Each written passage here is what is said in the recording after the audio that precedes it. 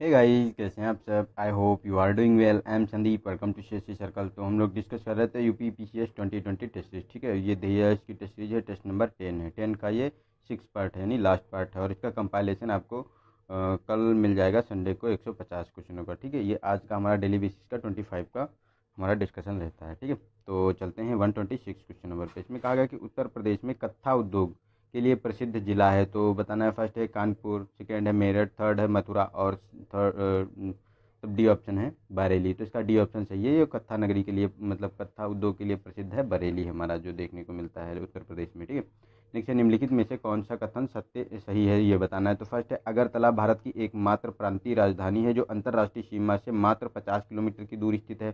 Second है त्रिपुरा और बांग्लादेश की सीमा शून्य रेखा कहलाती है। तो ये दोनों स्टेटमेंट हमारे सही हैं, क्योंकि बांग्लादेश और त्रिपुरा की जो सीमा है उसे शून्य रेखा के नाम से जाना जाता है। और ये एकमात्र भारत की राजधानी है जो 50 किलोमीटर, मात्र अंतर्राष्ट्रीय जो सीमा है उसे 50 किलोमीटर दूर स्थित है। ठीक है, तो हमारा ये सी ऑप्शन सही हो गया। एक और दो दोनों सही हैं। नेक्स्ट है कि निम्नलिखित में से किस एक को जवाहर द्वीप के नाम से जाना जाता है। तो फर्स्ट है कि पंबन द्वीप, सेकेंड है कि बूचर द्वीप और थर्ड है कोको द्वीप और डी ऑप्शन है कि सागर द्वीप। तो देखो, ये बूचर द्वीप जो है इसी को जो आपको देखने को मिलता है जवाहर द्वीप के नाम से जाना जाता है, बूचर द्वीप को। ठीक है, नेक्स्ट है हमारा, तो ये बी ऑप्शन सही हो गया, बूचर द्वीप।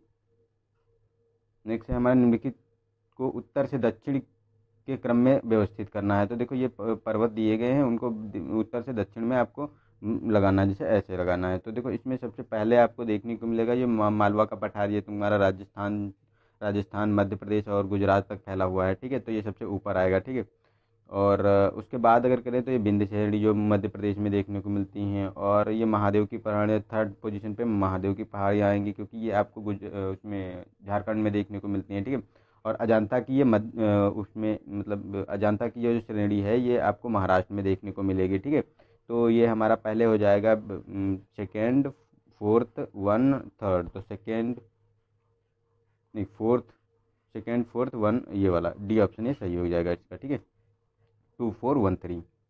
नेक्स्ट है कि हमारे निम्नलिखित कथनों पर विचार करना है। तो फर्स्ट है कि यह दर्रा पीर पंजाल श्रेणी में स्थित है। सेकेंड है दर्रे का उपनाम लाशों का ढेर है और यह मनाली को लेह मार्ग से जोड़ता है। तो ये तीनों स्टेटमेंट के बारे में जिस दर्रे के बारे में बताया गया वो उससे संबंधित है।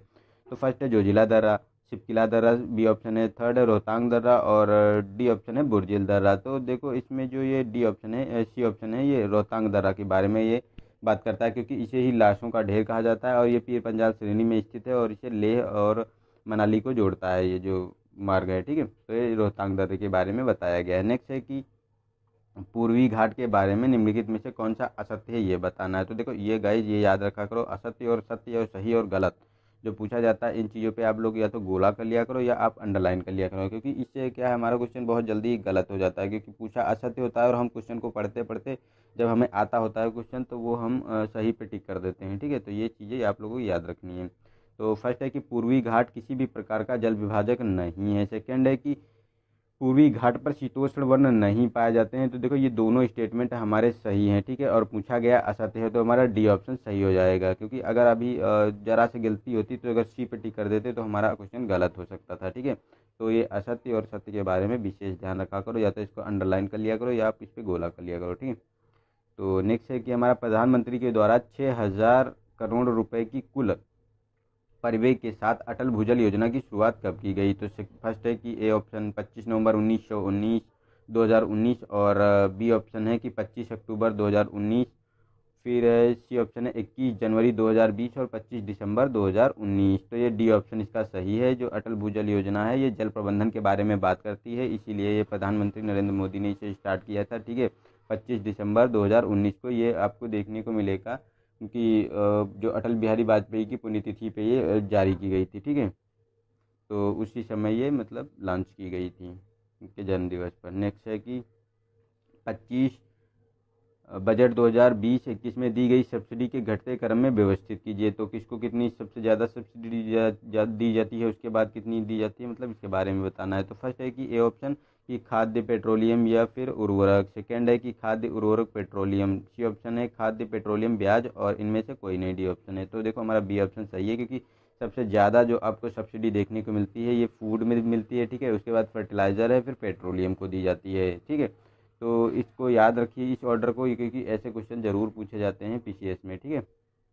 नेक्स्ट है कि अंतर्राष्ट्रीय श्रमिक दिवस हाल ही में मनाया गया, तो किस डेट को मनाया गया ये बताना है। तो फर्स्ट ए ऑप्शन है कि 30 अप्रैल को, बी है 1 मई को, और सी है कि 3 मई को, और डी ऑप्शन है कि 29 अप्रैल को। तो ये जो को बी ऑप्शन सही है, ये 1 मई को मनाया गया है। और ये जो लेबर ऑर्गेनाइजेशन है, इंटरनेशनल लेबर ऑर्गेनाइजेशन, ये मनाती है आईएलओ, ठीक है। ये इसके द्वारा मनाया जाता है और इसकी शुरुआत आपको देखने को मिलेगी जो 1986 से इसकी शुरुआत की गई थी लेबर ऑर्गेनाइजेशन द्वारा मनाने की, ठीक है, जो लेबरों के बारे में बात करता है, उनके हितों के बारे में। नेक्स्ट है कि निम्नलिखित में से किन्हें हाल ही में गूगल पे इंडिया नामक इंडिया का नया सलाहकार नियुक्त किया गया है। तो ए ऑप्शन है अजय पारिक, बी है कि अरुंधति भट्टाचार्य, सी है कि शिखा शर्मा, और डी है रेखा शर्मा, ठीक है। तो इनके बारे में बताना है कि किसे गूगल पे इंडिया का नया सलाहकार नियुक्त किया गया है। तो देखो इसमें जो ये सी ऑप्शन है शिखा शर्मा, ठीक है, यही सही है, क्योंकि शिखा शर्मा को ही नियुक्त किया गया है गूगल पे इंडिया का नया सलाहकार, ठीक है। नेक्स्ट है पुरुषों की विश्व मुक्केबाजी चैंपियनशिप 2021 की मेजबानी हाल ही में सर्बिया को सौंप दी गई है, ठीक है। और पहले इसका आयोजन कहाँ होना था, तो ये बताना है। मतलब जो मुक्केबाजी जो है विश्व मुक्केबाजी चैंपियनशिप 2021 की मेजबानी पहले, मतलब अब जो है वो सर्बिया को सौंप दी गई है, लेकिन उससे पहले किसके पास थी, कौन आयोजन करने वाला था। तो ए ऑप्शन है कि रूस, बी है भारत, और सी है यूगोस्लोवाकिया, ब्रिटेन, डी ऑप्शन। तो इसका बी ऑप्शन चाहिए, ये भारत के पास जो विश्व मुक्केबाजी चैंपियनशिप 2021 की मेज़बानी करने की घोषणा की गई थी, लेकिन जो है इंडिया उनके मानकों में खरा उतरने में विफल हो गया, इसीलिए ये मेज़बानी अब सर्बिया को दे दी गई है, ठीक है। नेक्स्ट है कि अप्रैल 2020 में निम्नलिखित में से किस भारतीय को अमेरिकी क्रिकेट टीम का कोच नियुक्त किया गया है। तो फर्स्ट है जे अरुण कुमार, बी है संदीप पाटिल, सी है SR डांगे, और डी ऑप्शन है कृष्णा मूर्ति वी अय्यर। तो देखो ए ऑप्शन इसका सही है, जे अरुण कुमार हैं, इन्हीं को नियुक्त किया गया है भारतीय, यही एक भारतीय हैं जिन्हें नियुक्त किया गया है, अमेरिकी क्रिकेट टीम का कोच नियुक्त किया गया है। और ये पूर्व कोच रहे थे जो हमारी IPL की टीम देखने को मिलती है किंग 11 पंजाब, ठीक है, इसके ये पूर्व कोच रहे थे, इन्हीं को नियुक्त किया गया है, ठीक है। नेक्स्ट है कि संक्रमित रोगियों के इलाज हेतु कम लागत वाले मैकेनिकल वेंटिलेटर रूहदार का विकास हाल ही में किसने किया है। तो फर्स्ट है कि IIT रुड़की, बी ऑप्शन है कि IIT मुंबई, सी है कि IIT कानपुर, और IIT दिल्ली, डी ऑप्शन है। तो इसमें जो ये रूहदार की बात करता है, तो ये बी ऑप्शन इसका सही है, क्योंकि जो IIT मुंबई है इसी ने जो ये वेंटिलेटर विकसित किया है, ठीक है।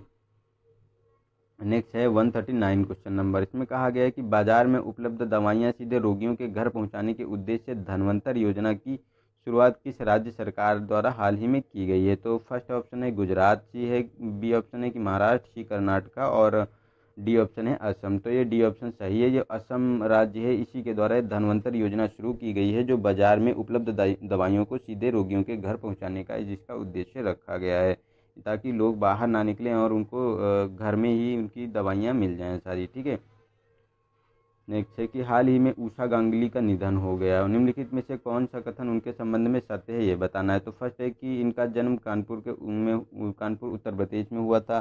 सेकेंड है इनका संबंध लेखन के क्षेत्र से है। तो देखो इनका लेखन के क्षेत्र से नहीं, इनका जो ये एक नाटककार थी, ठीक है, ये एक नाटककार थी, और इन्होंने नाटक लिखा था काशी का 80 नाटक, ठीक है, वो बहुत फेमस हुआ था इनका, और इनका जन्म कानपुर में हुआ था 1945 में, ठीक है।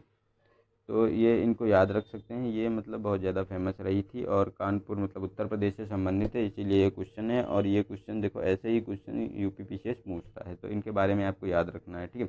तो इसका ए ऑप्शन सही हो गया, ठीक है, सेकेंड गलत है हमारा। नेक्स्ट है कि किस राज्य सरकार ने जल संचय को बढ़ावा देने के लिए हाल ही में सुजलाम सुफलाम नामक अभियान के तीसरे चरण की शुरुआत की है। तो ए ऑप्शन है आंध्र प्रदेश, बी है राजस्थान, सी है मध्य प्रदेश, और डी है गुजरात। तो इसका देखो डी ऑप्शन सही है, जो गुजरात है यही है, इसी ने सुजलाम सुफलाम का थर्ड चरण जो है घोषित मतलब शुरुआत की है। और इससे क्या होता है कि जो बरसात के पहले जो वहाँ के तालाब और तालाब वगैरह जो होते हैं ना, उन्हीं के बारे में बात करता है कि उन्हें जो नरेगा चलती है, नरेगा की स्कीम के द्वारा उसका जो है सफाई की जाती है, ताकि अगर जो बारिश हो तो बारिश का पानी उन तालाबों और कूपों में भर सके। ठीक है, तो उनकी सफाई की जाती है ताकि वो पूरा जो पानी है उसको हम रिस्टोर कर लें, मतलब स्टोरेज कर लें। इसके लिए चलाई जाती है सुजलाम सुफलाम योजना। नेक्स्ट है कि निम्नलिखित में से कौन हाल ही में अमेरिका की आर्थिक सलाहकार परिषद में नियुक्त होने वाली पहली भारतीय महिला बनी है। तो फर्स्ट है कि लीजा रेडेनिश, और सेकंड है अर्पणा माथुर, शिखा अग्रवाल और सनी एस गांगुली। तो इनके बारे में बताना है कि अमेरिकी आर्थिक सलाहकार परिषद में जो नियुक्त की गई हैं, जो प्रथम भारतीय महिला हैं, उनके बारे में। तो देखो ये जो ऑप्शन बी सही है इसका, जो ये है हमारी अर्पणा माथुर, डॉक्टर अर्पणा माथुर, इन्हीं को जो है अमेरिका की आर्थिक सलाहकार परिषद में नियुक्त किया गया है। ये भारत की पहली हैं, तो ये भी इम्पोर्टेंट क्वेश्चन है हमारा।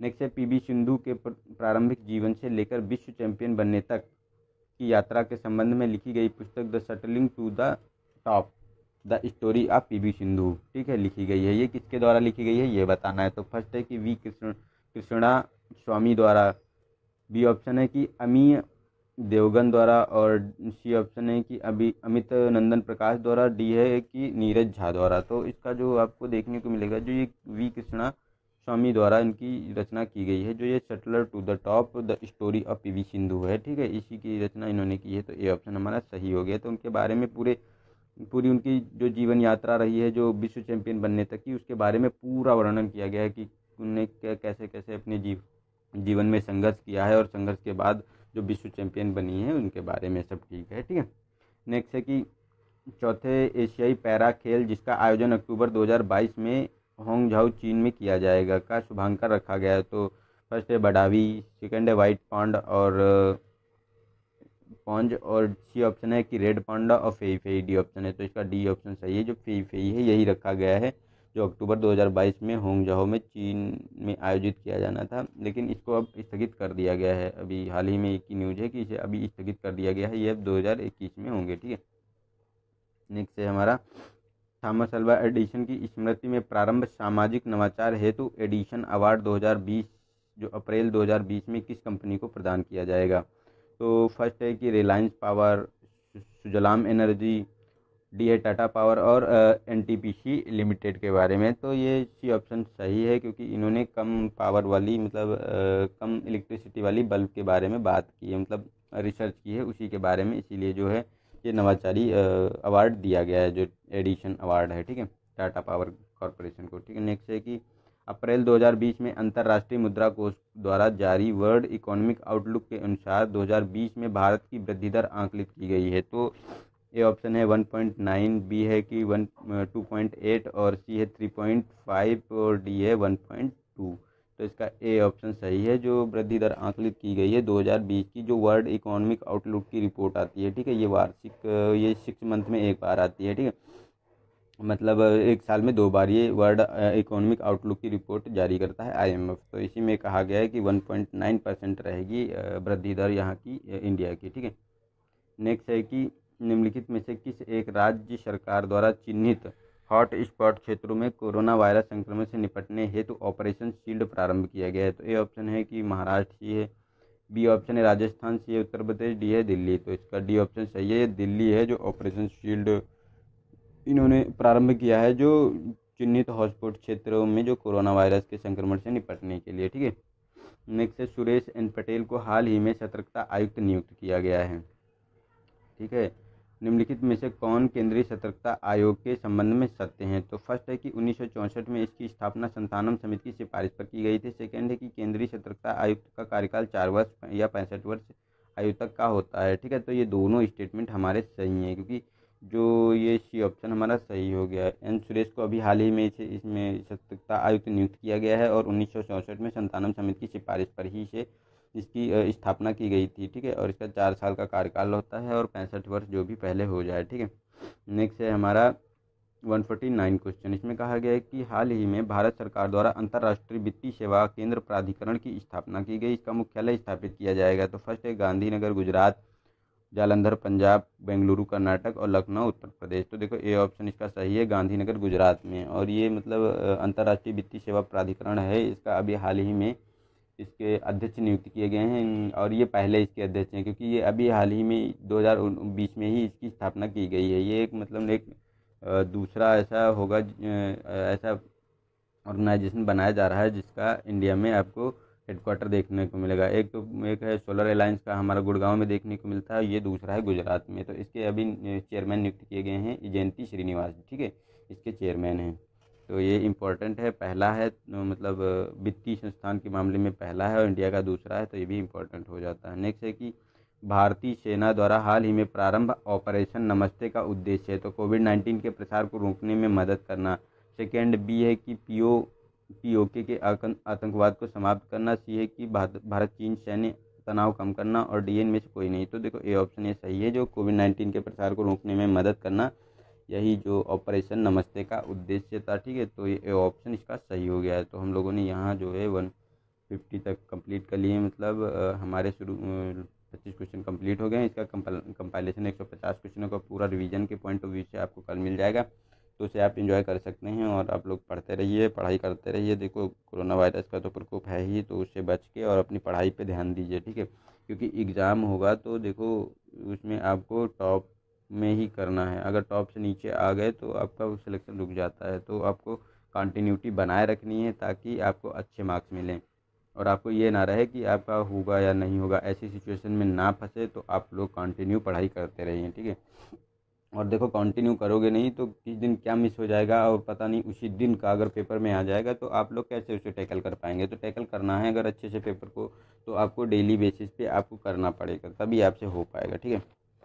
तो पढ़ते रहिए, और टेस्ट तो लगाना इम्पोर्टेंट है ही, तो टेस्ट भी लगाते रहिए। तो आज के लिए इतना ही था, और अगर वीडियो पसंद आया हो तो इसे लाइक करें, अपने दोस्तों को शेयर ज़रूर करें, ठीक है। और वीडियो देखने के लिए थैंक यू। मिलते हैं नेक्स्ट वीडियो में, तब तक के लिए नमस्कार, जय हिंद, जय भारत।